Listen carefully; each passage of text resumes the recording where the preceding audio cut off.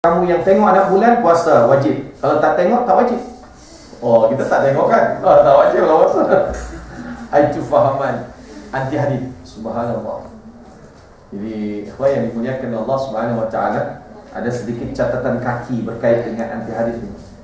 Tolong cari bukunya Ustaz Hartono Ahmad Jaiz, tajuknya Aliran dan Ajaran Sesat di Indonesia. Ikhwah, kalau mau jadikan acara rutin setiap tahun bagus, bulan Mac ni. Kenapa? Sebab bermula daripada 9 Mac sehinggalah mungkin belasan begitu. Tengok website, itu ada pameran buku Islam terbesar di Indonesia. Ini bulan Mac, dan setiap tahun akan dibuat bulan Mac, cuma tarikhnya berbeza-beza. Kalau ikhwah akhwat masuk ke stadium Bung Karno, Gelora Bung Karno, Allah, kita macam di tengah lautan buku semua, buku. Sebab Indonesia menghasil buku, Allah, cukup besar tahunan, luar biasa, subhanallah. Tapi statistik menyebut orang Malaysia ni membaca setahun 1,5 muka surat. Allahu Akbar. Anda boleh bayang macam mana baca setahun 1,5 muka surat. Kecuali novel lah. Oh, kalau novel banyak laku, betul, subhanallah. Ya, ayat-ayat cinta, ketika cinta bertasbih. Allahu Akbar. Tapi kalau dah tajuknya Allah, modernisasi, dah mengantuk dah. Kalau kita tukar modernisasi cinta, baru celik balik. Oh, ada cintanya.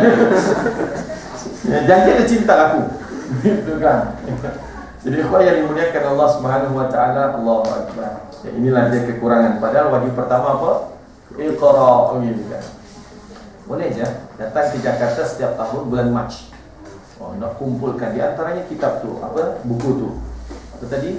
Ajaran dan Aliran Sesat di Indonesia. Yang karang Ustaz Hartono Ahmad Jaiz.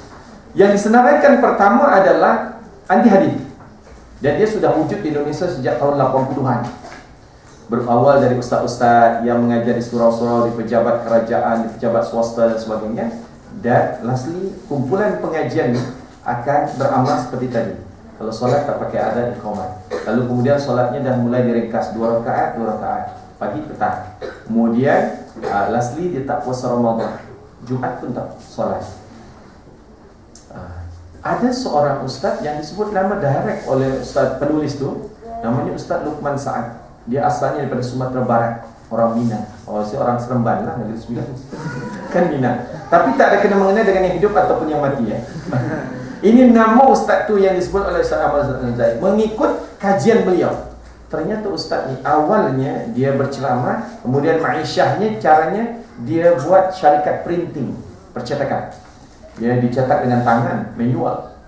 Kerana tak ada biaya, tak ada modal nak beli mesin-mesin besar. Tapi starting daripada dia dijemput datang ke Belanda, balik daripada Belanda, balik semula ke Indonesia, dia bawa duit banyak. Kemudian dia beli mesin printing yang canggih. Dan selepas tu dia mulai cetak buku-buku anti hadis. Dia mulai print brosur-brosur, flyers yang memberi propaganda anti hadis. Coba tarik satu benang merah. Orang Indonesia kata benang merah. Hubungan dari dia pergi ke Belanda, balik daripada Belanda, bawa duit banyak, kemudian beli mesin. Ternyata mencetak buku-buku anti hadis. Siapa di Belanda? Yahudi. Maknanya di sebalik anti hadis, Yahudi. Allahu Akbar. Inilah. Jadi insyaAllah Anda rasa sudah habis ya? Jadi satu malam satu ayat. Okey. Sama. Ini kan kebiasaan buruk saya tak pernah dibuang. Ya kan. Jadi ikhwan yang dimuliakan oleh Allah Subhanahu wa taala, in kuntum mu'minin, sekiranya kamu beriman, Allah bagi penegasan. Kalau kamu masih ada haraj di dalam diri, rasa tidak puas hati atas keputusan Allah ini, berarti kamu bukan orang beriman. Ya, kalau kamu sami'na wa ata'na ya Allah, kami dengar, kami taati Allah, berarti kamu mukminun. Tapi mukminun definisi selanjutnya Allah akan bahas pada ayat kedua, ketiga dan keempat. Ini biasa tafsirul ayat bil ayat. Mentafsir ayat Quran dengan ayat Quran lain.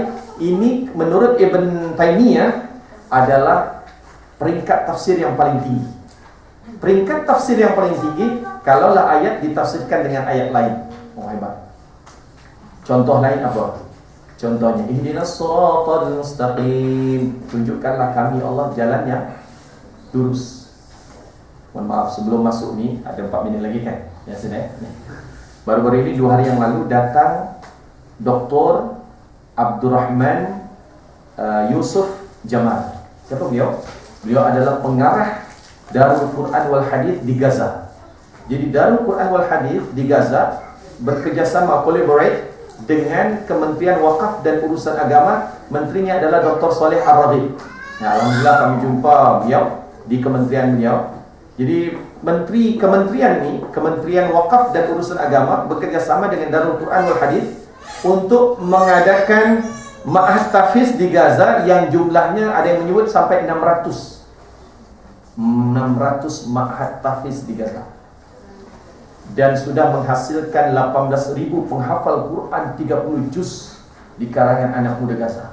Sekarang 240.000 anak muda sedang menghafal Quran di Gaza. Terutama bila musim panas 2 bulan mereka sebut awal Jun sampai akhir Jun, atau pertengahan Jun sampai pertengahan Ogos. 2 bulan. Tapi dalam masa 2 bulan ada yang boleh menghafal 30 juz anak muda Palestin. Satu harinya 10 muka surat. Allahu Akbar. Ini Allah beri kelebihan, keberkatan bumi Palestin, sehingga tidak mengherankan kalau ikhwan daripada Gaza datang ke Jakarta, turun di airport, jumpa dengan ikhwan daripada Jakarta. Soalan pertama apa? Anak awak berapa hafal juzuk Al-Quran? Oh, pertanyaan bukan anak awak PSP ada tak? PS2, kan Nintendo. Oh, tak, bukan itu soalannya, kan? Ya, orang Gaza tak mungkin tanya kita, anak ada PSP, anak ada PS2. Tahu PSP dia tu? Nah, dulu main guli mana tahu. Anak sekarang dia yang main PS2. Dulu kita masa zaman kita guli kan. Zaman anak gasing, ini kan yoyo. Ya, sekarang dah iPad anak kita. Ya, anak-anak yang kecil pun dah iPhone, habis di selokar semua, habis dalam. Dia lebih tahu daripada anak pada umur 4 tahun. Jadi bukan pertanyaannya anak anda sudah punya PSP kan? Anak anda hafal Quran berapa juz? Allahu Akbar. Sebab tidak ada yang tak hafal Quran di dalam Gaza. Jadi alhamdulillah beliau baru balik daripada Jakarta. Jadi rupanya beliau roadshow di Jakarta dan beliau mengadakan satu mukhayyam atau daurah di Lampung selama 2 bulan, Januari Februari. Dan dijemput orang-orang ramai awam, termasuklah yang sudah berumur 40 tahun ikut program daurah Quran ni. Ternyata dalam 2 bulan seorang yang umurnya 40 tahun boleh hafal 7 juz. Allahu Akbar.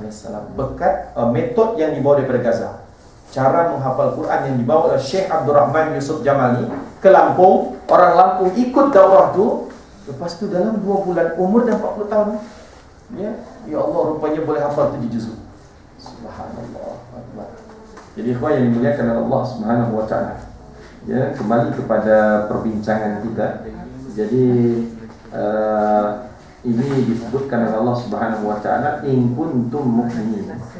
Ya, data bainikum wa rasuluhu in kuntum mu'minin. Jadi kalau kamu orang yang beriman, kamu mestilah betul-betul menerima keputusan Allah Subhanahu. Jangan ada haraj. Maknanya kemudian siapa orang yang beriman ditafsirkan selanjutnya. Ketika juga misalnya menyebut ihdinas siratal mustaqim, kata Dr. Abdurrahman Jamal, cara bacanya beliau pakar qiraat. Ada yang menyebut ihdinas siratal mustaqim, ada yang menyebut ihdinas siratal mustaqim, ada yang menyebut ihdinas ziratal mustaqim. Semua betul. Ya. Jangan macam mai angka solat di tepi jalan, maksudnya di sebuah surah.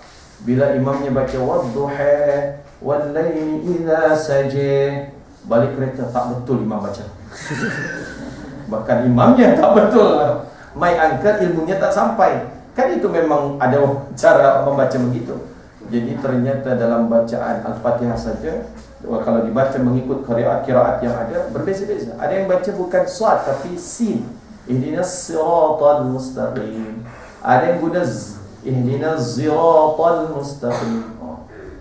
Jadi insyaAllah ya. Dan kemudian ditafsirkan oleh ayat selanjutnya. Apa yang dimaksud siratal mustaqim? siratal ladzina an'amta alaihim. Maknanya ayat berikutnya mentafsir ayat sebelumnya.